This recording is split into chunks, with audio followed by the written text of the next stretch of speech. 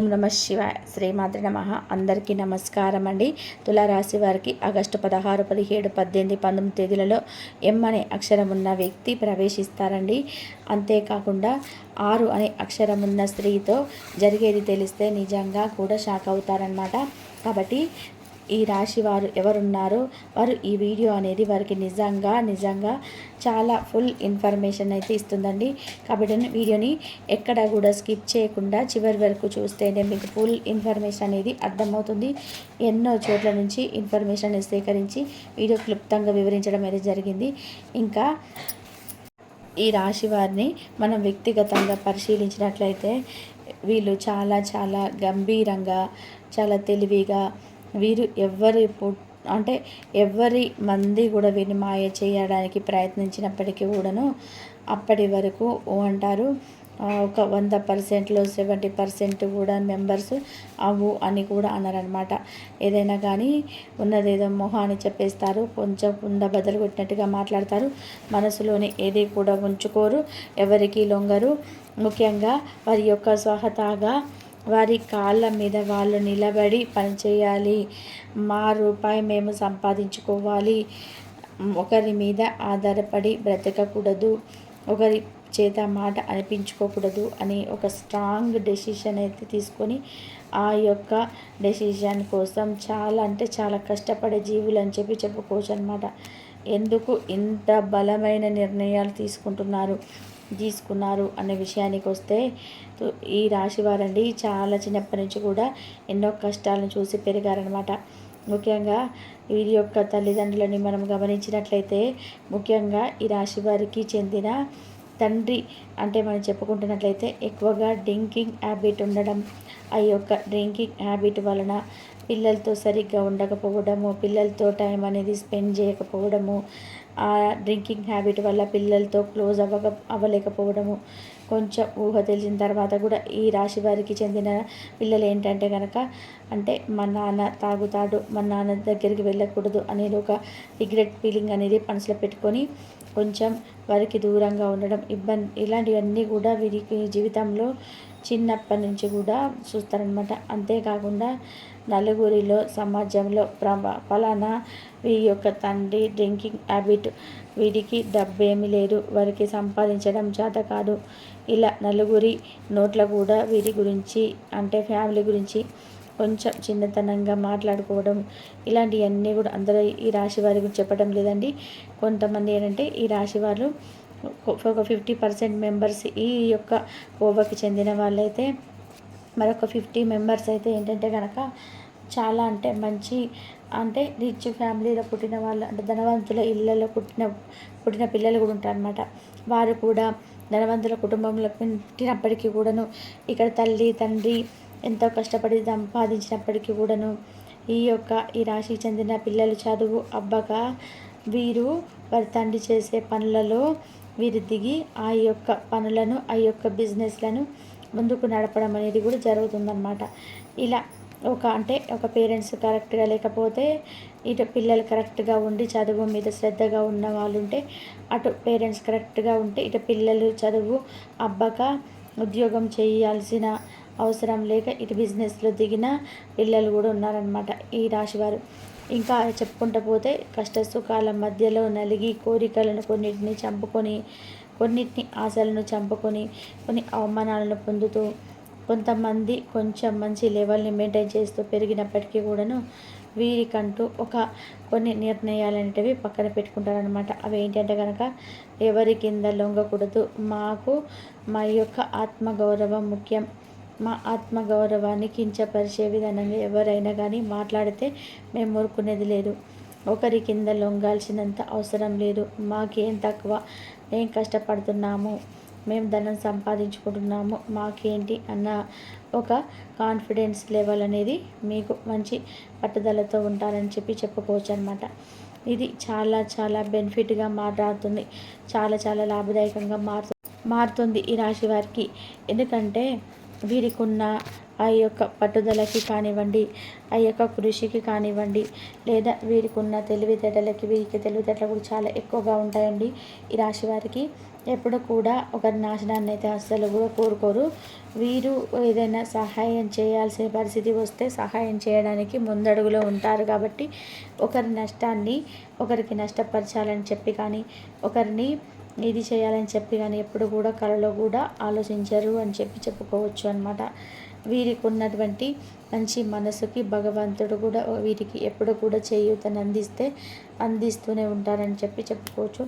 ఈ రాశివారు ఇటు అందానికి కానీ, ఇటు తెలివితేటలకు కానీ, ఇటు మంచితనానికి కానీ, ఇటు నలుగురిలో మాట్లాడేటప్పుడు మాట తీరుకు కానీ ఎక్కడ కూడా మాట్లాడాలి, ఎక్కడ మాట్లాడకూడదు, ఎక్కడ తగ్గాలి, ఎక్కడ నెగ్గాలి, ఎవరిని ఎలా ఉపయోగించుకోవాలి, ఎవరి అవసరం లేని వ్యక్తులతో ఏ విధంగా నడుచుకోవాలి, ఇలా చెప్పుకుంటూ పోతే కనుక ఈ రాశి వారి గురించి బోలెడంతా ఉంటుందన్నమాట. ఎందుకంటే వీళ్ళు కూడా మంచిగా చెప్పుకోదగ్గ పర్సన్స్ అనమాట. చాలా తెలివైన వాళ్ళండి. ఎందుకంటే తులారాశి వారు ఇక ముఖ్యంగా వీరికి జీవితంలోకి ఎం అనే వ్యక్తి అయితే ప్రవేశించబోతున్నారు.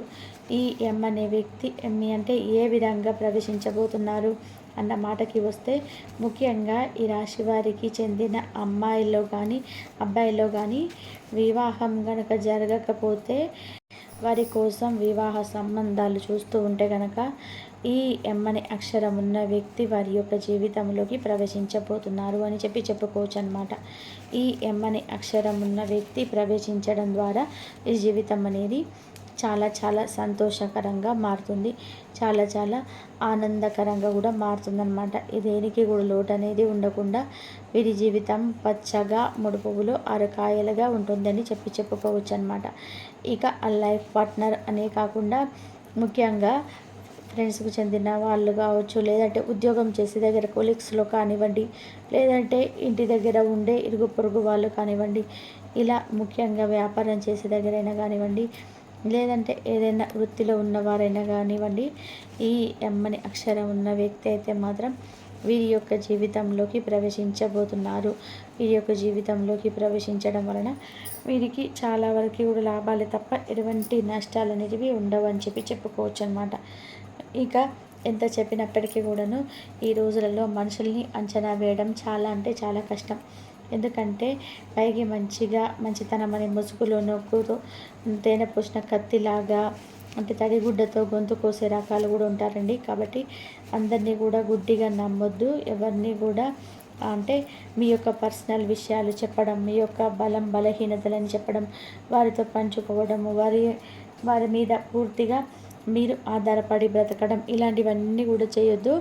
ఎంత ఎమ్మని అక్షరం వ్యక్తి ప్రవేశించి మీకు లాభం వస్తుంది అని చెప్పినప్పటికీ కూడాను వారితో కూడా జాగ్రత్తగా ఉండి మీ యొక్క ఆత్మగౌరవాన్ని మాత్రం తగ్గకుండా మీరు మంచిగా ఉంటే బాగుంటుంది. ఇంకా అదే విధంగా ఆర్ అనే అక్షరం ఉన్న స్త్రీ ద్వారా కూడా మీకు మంచి జరగబోతుంది అనమాట. ఇక్కడ ఆర్ అనే అక్షరం ఉన్న స్త్రీ ఇటు తల్లిదండ్రుల్లో ఉన్న కానివ్వండి, స్నేహితుల్లో ఉన్నా కానివ్వండి, బంధువుల్లో ఉన్నా కానివ్వండి, ఎవరైనా కానివ్వండి, ఈ ఆర్ అనే అక్షరం ఉన్న స్త్రీ మీ మంచి కోరుకుంటారు. మీకు మంచిగా మీ లైఫ్లో సెటిల్ అవ్వాలి. మీరు ఉద్యోగం చేస్తుంటే మీకు చాలా శాలరీ పెరగాలి. మీరు ఏదైనా వ్యాపారాలు బిజినెస్లు చేస్తూ ఉంటే కనుక ఆ వ్యాపారాలు బిజినెస్లు మంచిగా పెరగాలి. మీకంటూ ఒక స్థాయి ఏర్పడాలి.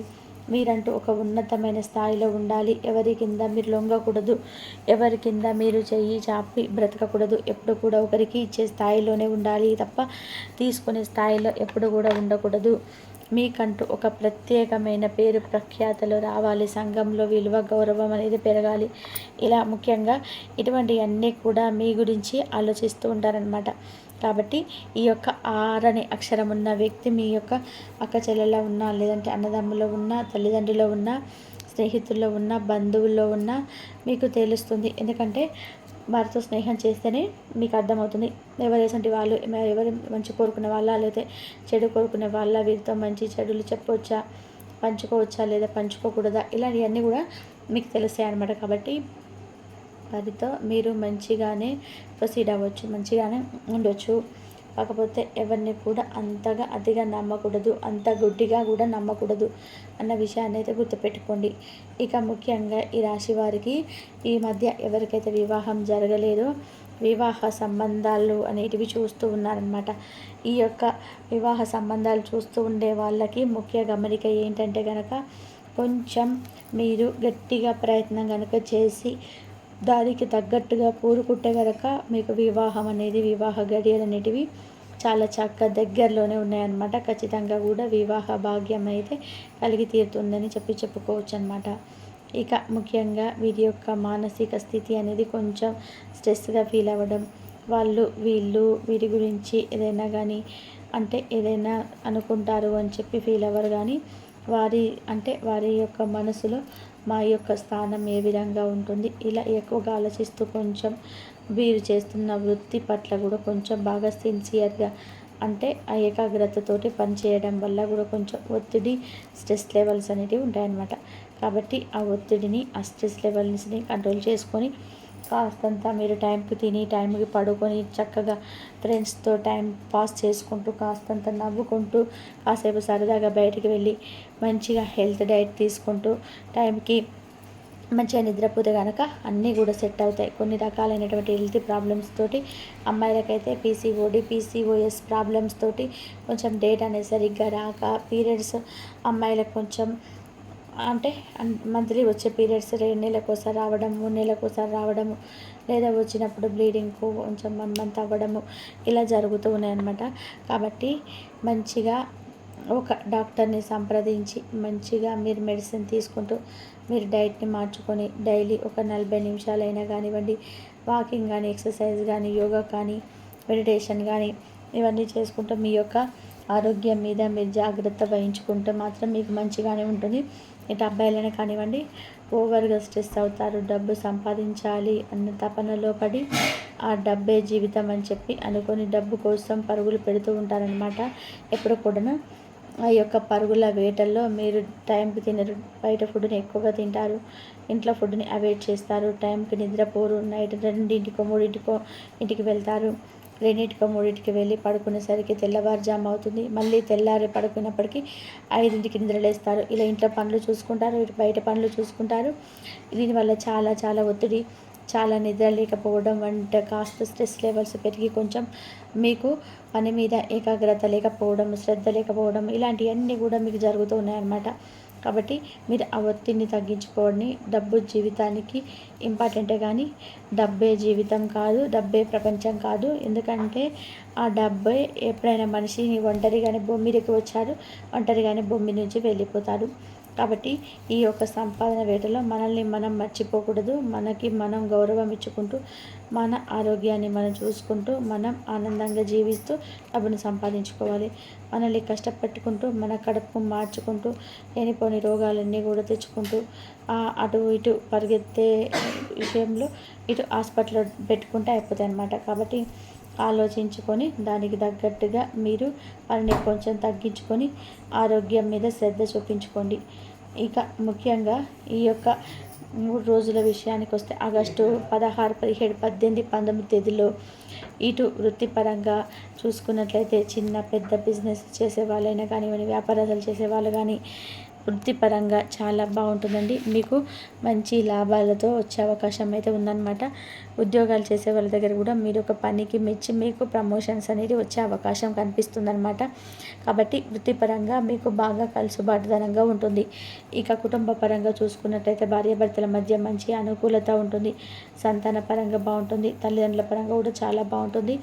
చాలా మంచి సంతోషాన్ని అయితే కుటుంబ పరంగా అయితే మీరు అనుభవిస్తారు అని చెప్పి చెప్పుకోవచ్చు అనమాట.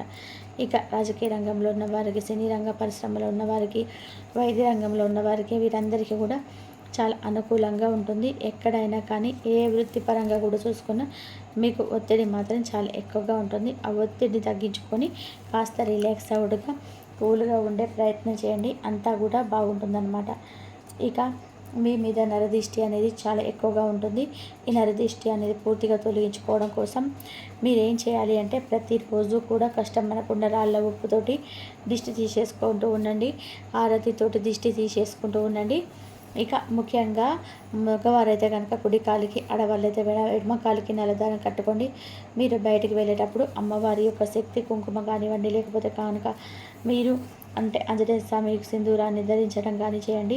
దీనివల్ల మీకు నరదిష్టి అనేది తొలగిపోతుంది. ప్రతి శనివారం ఆంజనేయ స్వామి గుడికి వెళ్ళి ప్రయత్నం చేయండి. ఎవరైతే ప్రతి శనివారం ఆంజనేయ స్వామి గుడికి వెళ్తారో వారికి నరదిష్టి సోకే ప్రమాదం అనేది అసలు ఉండదని చెప్పుకోవచ్చు అనమాట. ఇక ఇంటికి కూడా ప్రతి అమావాస్యకు బుడిద గుమ్మడికాయతో దిష్టి తీసేసుకుంటూ ఉండండి. ఇలా మీరు తగు చర్యలు అనేటివి పాటించుకుంటూ ఉంటే కనుక మీకు నరఘోష అనేది తగ్గుతుంది. ఇక ముఖ్యంగా మీరు ప్రతి శనివారం పూట వెంకటేశ్వర స్వామి గుడికి వెళ్ళడము, స్వామివారికి తులసి మాలను సమర్పించుకోవడము, అక్కడ రావి చెట్టు కింద ఆవు నెయ్యితో దీపాన్ని వెలిగించుకుంటూ ఉండడము, ఇలా చేయడం వల్ల కూడా మీకున్న జాతక దోషాలు లేదంటే గ్రహ దోషాలు అన్నీ కూడా తొలగిపోతాయి పూర్తిగా. ఇంకా అర్థమైంది కదండి. ఈ రాశి వారికి ఈ ఈ ప్రయాణాల విషయంలోకి వస్తే ఏ ప్రయాణాలు ఉండవని చెప్పుకోవచ్చు. వృత్తిపరంగా కూడా ఒక చిన్న చిన్న ప్రయాణాలు కూడా మీరు వృత్తికి వెళ్ళేటప్పుడు వచ్చేటప్పుడు కూడా ప్రయాణాలు తప్ప పెద్దగా చెప్పుకోదగిన ప్రయాణాలు అయితే ఏం లేవు. ఇక లవర్స్ పరంగా కూడా చాలా అంటే అనుకూలంగా ఉంటుందన్నమాట. ఎవరికి సమస్యలు అయితే ఉండవు. మీరు కుదిరినట్లయితే కనుక ఏదైనా కానీ ఒక సోమవారం శివాలయానికి వెళ్ళి పరమేశ్వరుడికి అభిషేకం చేయించుకునే ప్రయత్నం చేయండి. దీనివల్ల కూడా మీకు మంచి జరుగుతుందన్నమాట. కాబట్టి అర్థమైంది కదండి. ఈ రాశి వారికి నచ్చిందని చెప్పి అనుకుంటున్నాను. నచ్చింది అనిపిస్తే వీడియోకి అయితే ఒక లైక్ ఇచ్చేయి మర్చిపోకండి. లైక్ ఇచ్చిన వెంటనే హైప్ వస్తుంది. ఆ హైప్ ఇచ్చి కింద పాయింట్స్ మీద నొక్కండి. దానివల్ల మీకు వీడియో నోటిఫికేషన్ అనేది వస్తుంది, రీచ్ అవుతుంది. మొదటిసారి మన ఛానల్లోకి వచ్చినట్లయితే ఛానల్ని సబ్స్క్రైబ్ చేసుకొని సపోర్ట్ చేయండి. మరొక మంచి వీడియోతో మళ్ళీ కలుద్దాం. అంతవరకు కూడా పరమేశ్వరుడి ఆశీస్సులు మీ మీద, మీ కుటుంబ సభ్యుల మీద ఎల్లకాలం ఉండాలని చెప్పి మనస్ఫూర్తిగా కోరుకుంటూ సర్వే జన సుఖిన భవంతు. ధన్యవాదాలండి ఇంతవరకు చూసి